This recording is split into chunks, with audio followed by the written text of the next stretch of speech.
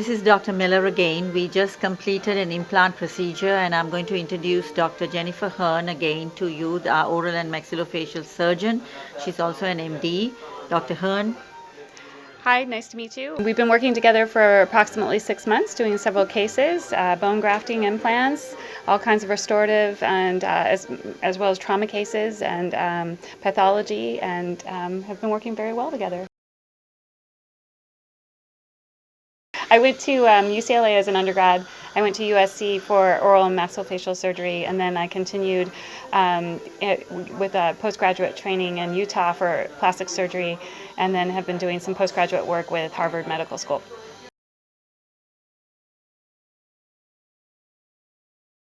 I think here on the West Coast, we are really innovative in the things that we do. We have the best instructors.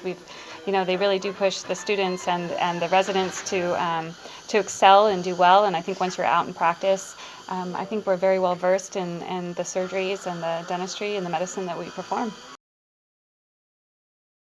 I think there's several brands of implants that are definitely above, some of the other brands that aren't as, well researched. I believe the use of titanium and some of the coatings and some of the cutting edge things on some of the products that we have used here is top notch and well studied at both UCLA, USC, and several institutions.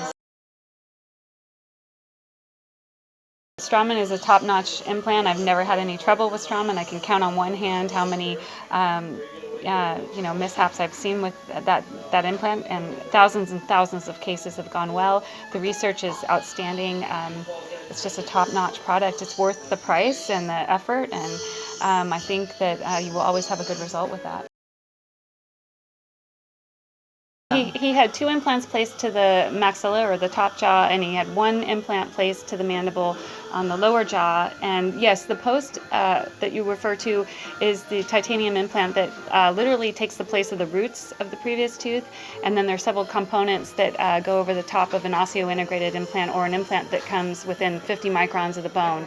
And the bone and the implant basically become one. They have a great relationship with each other, and they're in for a lifetime.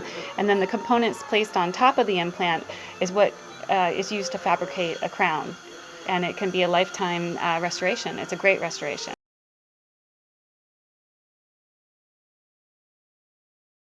He'll probably be quite comfortable. He probably won't have any pain.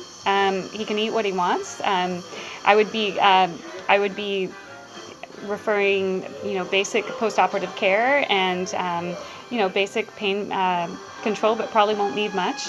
And in a few months, he'll have an implant. There are also instances where you can put a tooth in right away after you place the implant. It just depends on the restorative situation. So some people can even get implants the same day.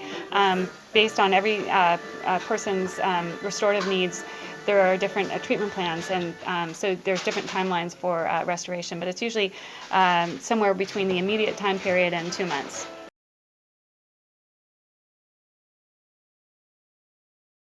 You can do it under local anesthetic. I really leave it up to the patient and what their comfort level is. A lot of times they'll tell me they want a certain level of sedation, and we listen to the patient on their anxiety levels. Maybe their previous experiences require sedation, but you can certainly place implants under local anesthetic. It works well.